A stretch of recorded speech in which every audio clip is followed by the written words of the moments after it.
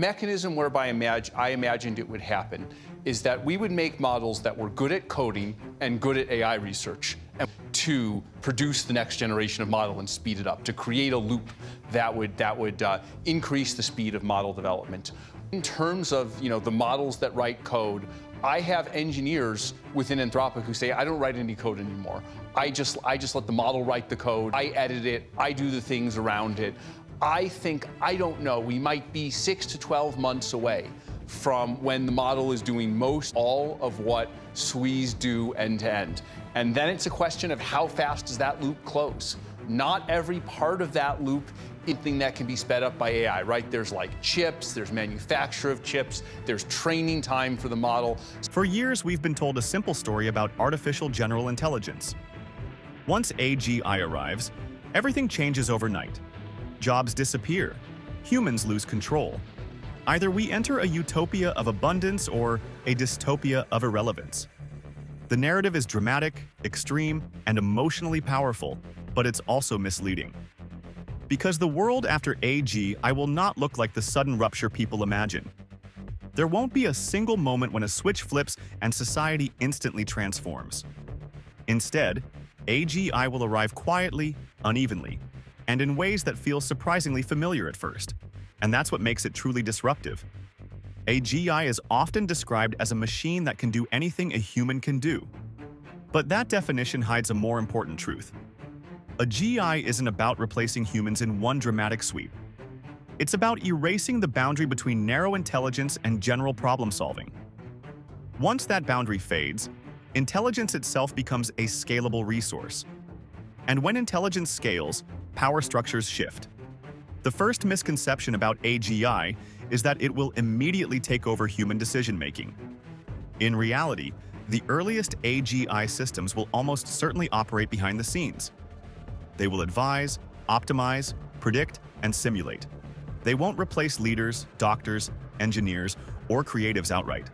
They will quietly become the invisible layer beneath them. At first, AGI will feel like extremely good assistance. It will help governments model economic outcomes before policies are passed. It will help companies explore thousands of strategic paths before choosing one. It will help scientists test hypotheses at speeds that were once impossible. None of this will look like science fiction. It will look like productivity. And that's why most people won't notice the shift until it's already deep underway. The second misconception is that AGI will treat all humans equally. It won't. Like every powerful technology before it, AGI will amplify existing inequalities before it reduces them. Those with access to AGI systems, compute resources, and data will gain an enormous advantage. Not because they are smarter, but because they are augmented. In the early stages, AGI will not replace workers. It will replace unaugmented workers. A human paired with AGI will outperform a human without it in almost every cognitive domain. Writing, analysis, planning, design, research, negotiation. The value gap won't be between humans and machines. It will be between humans who can leverage AGI and those who cannot. This is where the real disruption begins. Education systems, for example, will struggle to adapt. Memorization and standardized testing will lose relevance in a world where intelligence is instantly accessible. What matters instead is judgment, ethics, taste, and the ability to ask the right questions. These are skills that are harder to automate and harder to teach, but they are not evenly distributed. The world after AGI will reward people who can frame problems, guide intelligence, and make meaning from overwhelming information. It will punish systems that rely on rigid roles and outdated definitions of expertise. Another myth is that AGI will make humans obsolete. In reality, AGI will make human intent more important than ever. When intelligence becomes abundant, the scarce resource is no longer knowledge, it's purpose. AGI can generate answers, but it cannot decide what questions matter. It can optimize outcomes, but it cannot define values. It can simulate futures, but it cannot choose which future is worth pursuing. Those choices remain deeply human. This is why the post-AGI world won't feel like a machine takeover. It will feel like a mirror, a reflection of human priorities, biases, and structures amplified at scale. And that amplification is dangerous if left unchecked. AGI will accelerate everything. Good ideas spread faster. Bad ideas spread faster. Competent leadership becomes incredibly powerful. Incompetent leadership becomes catastrophic. Small decisions compound into massive consequences when intelligence is no longer a bottleneck. This is why alignment matters so much, and yet is so poorly understood. Alignment is not about making AGI nice. It's about ensuring that AGI systems are constrained by human values, laws, and accountability structures. The problem is that humans themselves do not agree on values. Societies are fragmented. Incentives are misaligned. Power is unevenly distributed. AGI does not solve these problems. It exposes them. So it's, I think there's a lot of uncertainty. It's easy to see how this could take a few years. It's very hard for me to see how it could take longer. But if I had to guess, I would guess that this goes faster than people imagine, and that key element of code and research going faster than we imagine, that's going to be the key driver. It's really hard to predict, again, how much that exponential is going to stop, but something fast is going to happen. So you, Demis, were a little more cautious last year. You said a 50% chance of a system that can exhibit all the cognitive... Yeah, look, I think I'm still on the same kind of timeline. I think there has been remarkable progress, but I think some areas of engineering work, coding, also you could say mathematics, are a little bit easier to see how they would be automated, partly because they're verifiable what the output is. Some areas of natural science are much harder to do than that. You won't necessarily know if the chemical compound you've built or this prediction about physics is correct. You may have to experimentally, and that will all take longer. So I also think there are some missing capabilities at the moment in terms of not just solving conjectures or existing problems, but actually coming up with the question in the first place or coming up with the theory or the hypothesis. I think that's much, much harder. That's the highest level of scientific creativity, and it's not clear. I think we will have those systems, so I don't think it's impossible, but I think there may be one or two missing ingredients. It remains to be seen how, first of all, can this self-improvement loop that we're all working on actually close without a human in the loop? I think there are also risks to that, by the way, which we should discuss, and I'm sure we will. But but that could speed things up if that kind of system does work. We'll get to the risks in a minute, but one other... Well, look, I think I was always very confident we would get back to sort of the top of the leaderboards and the SOTA type of models across the... I think we've always had the deepest and broadest research bench, and it was about kind of marshalling that all together and getting the intensity and focus of top mentality back to the whole organization. And it's been a lot of work, and but I think we're still a lot of work to do. You can start seeing the kind of the progress that's been made in both the models with Gemini 3, but also on the product and app getting increasing market share. So I feel like we're making great progress, but there's a ton more work to do.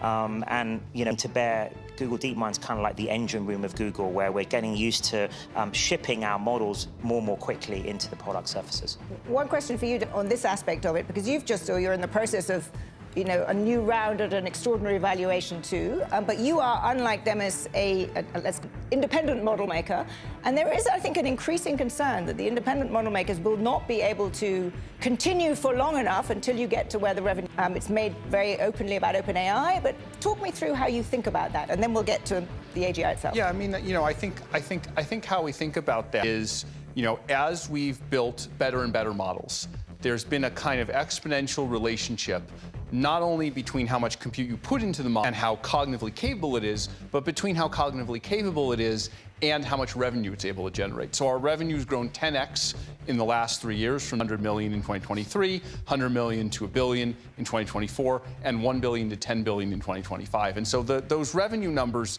I don't know if that literally continue. It would be crazy if it did. But those numbers are starting to get not too far from, the scale of the largest company in the world. So there's always uncertainty. We're trying to bootstrap this from nothing. It's a crazy thing. But I have confidence that if we're able to produce models in the things that we focus on, then I think things will go well. And I will generally say, I think it's been for both Google and Anthropic.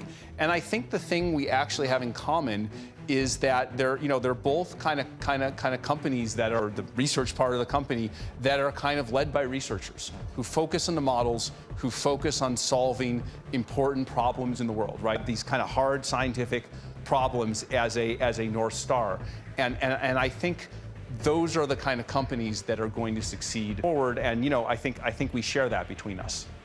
I'm going to resist the temptation to ask you what will happen to the companies that are not led by researchers. Predictions area now, and we are supposed to be talking about the day after AI, but let's talk about closing the loop. The odds that you will get models that will be able to, power themselves, if you will, because that's really the crux for the winner-takes-all threshold approach. Do you still believe that we are likely, or is this going to be much more of a normal technology where followers and catch-up can compete?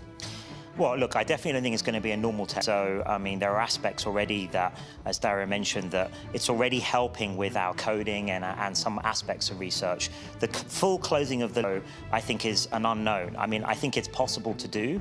You may need AGI itself to be able to do that in some domains. Again, where these domains, where there's more messiness around them, it's not so easy to verify your answer very quickly.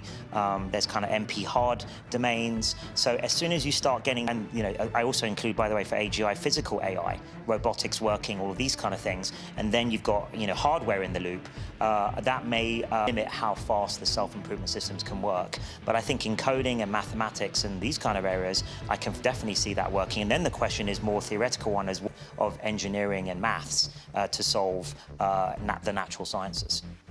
Dario, you last year, I think it was last year that you published Loving Grace, which was a very, I would say, upbeat essay about the potential that you were going to see unfold. And you were talking a genius of data at country data center.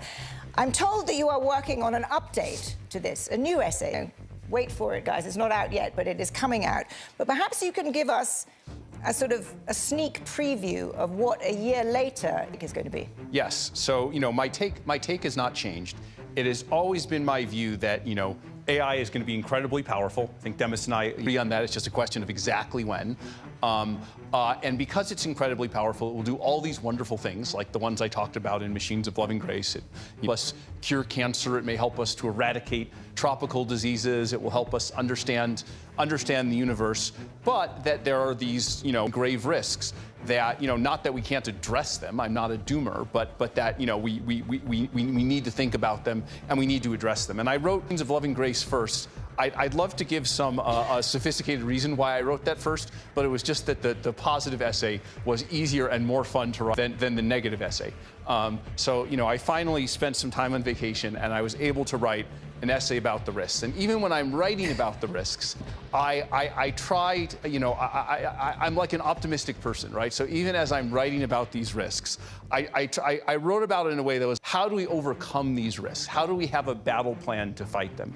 And the way I framed it was, there's this scene from Carl Sagan, the movie version of it, where they kind of discover alien life, and it's this international panel that's like interviewing people, to humanity's representative to meet the alien. One of the questions they asked one of the candidates is, if you could ask the aliens what would it be? And one of the characters says, I would ask, how did you do it? How did you manage to get through this technical adolescence without destroying yourselves? How did you make it through? And ever since I saw it, it was like 20 years ago, I think I saw that movie. It's kind of stuck with me. And that's the frame that I used, which is that we are knocking on the door of these incredible capabilities, right? The ability to build basically machines out of sand, right? I think it was inevitable that the instant we started working with fire, but how we handle it is not inevitable. And so I think the next few years we're going to be dealing with, how do we get systems under control that are highly autonomous and smarter than any human? How do we make sure that individuals don't misuse them? It's about things like bioterrorism. How do we make sure that nation states don't misuse them? That's why I've been so concerned about, the CCP, other authorities. authoritarian governments. What are the economic impacts, right? I've talked about labor displacement a lot. And you know, what haven't we thought of, which in many cases, you know, the hardest thing to deal with at all. So, you know, I'm thinking through how to address those risks. And, you know, for each of these mixture of things that we individually need to do as leaders of the companies, and that we can do working together. And then there's going to be some role for wider societal institutions like the government in addressing all of these. But you know, I just feel this urgency that, you know, every day there's all kinds of crazy stuff going on in the outside world, outside AI, right? But you know, my view is this is happening so fast, and we should be devoting almost all of our effort to thinking about how to get through this. So I can't decide whether I'm more surprised that you, A, take a vacation, B, and you think about the risks of AI, and C, that your essay is framed in terms of, are we going to get through the technological adolescence of this technology without destroying us? So my head is slightly spinning, but you then, and I can't wait to read it, but you mentioned several areas that can guide the rest of our conversation. Let's start with jobs. Because I'm very outspoken about that. And I think you said that half of entry-level white-collar jobs could be gone within the next 1 to 5 years. But I'm going to turn to you, Demis, because so far we haven't actually seen any discernible impact on the labour market. Yes, unemployment has ticked up in the US, but all of the kind of economic studies and that we've written about suggests that this is overhiring post-pandemic, that it's really not AI-driven. And if anything, people are hiring to build our capability. Do you think that this will be, as you know, economists have always argued, that it's not a lump of labour fallacy, that actually the jobs created? Because so far the evidence seems to suggest that. Yeah. I mean, I think in the near term, that is what will happen, the kind of normal evolution when a breakthrough arrives. So some jobs will get disrupted, but I think new, even more valuable, perhaps more meaningful jobs will get created. I think we're going to see this year of maybe impacting the junior level, entry level kind of jobs, internships, this type of thing. I think there is some evidence, I can feel that ourselves, maybe down in hiring in that. But I think that can be more than compensated by the fact there are these amazing creative tools out there, pretty much available for everyone, almost, that if, you know, I was to talk to a class of undergrads right now, I would be telling them to get really unbelievably proficient with these. I think to the extent that even those of us building it, we're so busy building it, it's hard to have also time to really explore almost the capability overhang even today's models have, let alone tomorrow's. And I think that can be maybe better than a traditional internship would have been in terms of you sort of leapfrogging yourself at full in a useful in a profession. So I think that's what I see happening probably in the next 5 years. Maybe we, again, slightly differ on timescale. I think what happens after AGI arrives, that's a different question, because I think really we would be in uncharted territory at that point. Do you think it's going to take longer than you thought last year when half of all entry-level white-collar jobs? I have about the same view. I actually agree with you and with Demis that at the time I made the comment, there was no impact on the labor market. There was an impact on the labor market at that moment. You know, now I think maybe we're starting to see just the little beginnings of it, you know, in software, and see it within Anthropic, where, you know, I can look forward. I can kind of look forward to a time where, on the more junior and then on the more intermediate end, we actually need less and not more people. And you know, we're thinking about how to deal with that within Anthropic in a you know in a sensible way. You know, 1 to 5 years as of 6 months ago, I would stick with that. Another uncomfortable truth is that AGI will not end work. It will redefine it. Many tasks will disappear, but new forms of work will emerge that focus on coordination, oversight, creativity, and human connection. The challenge is not a lack of work, but the speed of transition. Historically, societies adapt to technological change over generations. AGI compresses that timeline into years, or even months. Institutions move slowly. AGI moves fast. That mismatch creates instability. The world after AGI will feel less like a clean break and more like constant acceleration. Industries will rise and fall rapidly. Skills will expire quickly. Lifelong learning won't be a slogan. It will be a survival strategy. There is also the question of control. AGI systems will be created by organizations, not by humanity as a whole. Corporate incentives, national interests, and geopolitical competition will shape how AGI is deployed. This means the future will not be decided by a single AGI, but by many competing ones. The post-AGI world is likely to be fragmented, not unified. Different countries will adopt different rules. Different companies will embed different values. Different cultures will use AGI in different ways. Rather than a single global intelligence, we may see a patchwork of intelligent systems pulling the world in competing directions. This raises profound questions about governance. Who is responsible when an AGI makes a decision that causes harm? Who owns the output of machine intelligence? Who decides what an AGI is allowed to optimize for? These are not technical questions, they are political ones. And politics moves slower than technology. Perhaps the biggest misconception of all is that AGI will feel alien. In truth, it will feel deeply familiar. It will speak our language, reflect our assumptions, and operate within the systems we've already built. That familiarity makes it easier to trust and harder to question. The danger is not that AGI will act against humanity. The danger is that it will faithfully execute flawed human goals at superhuman scale. The world after AGI will not be ruled by machines. It will be shaped by whoever controls them, understands them, and decides how they are used. Intelligence does not automatically lead to wisdom. Power does not automatically lead to responsibility. AGI magnifies whatever we bring into it. So the real question is not when AGI arrives. The real question is whether our institutions, values, and leadership are ready for a world where intelligence is no longer scarce. Because once that happens, there is no going back. The future after AGI will not look like science fiction. It will look like today, just faster, sharper, and far less forgiving. And by the time we realize how much has changed, the world we thought we were preparing for may already be gone.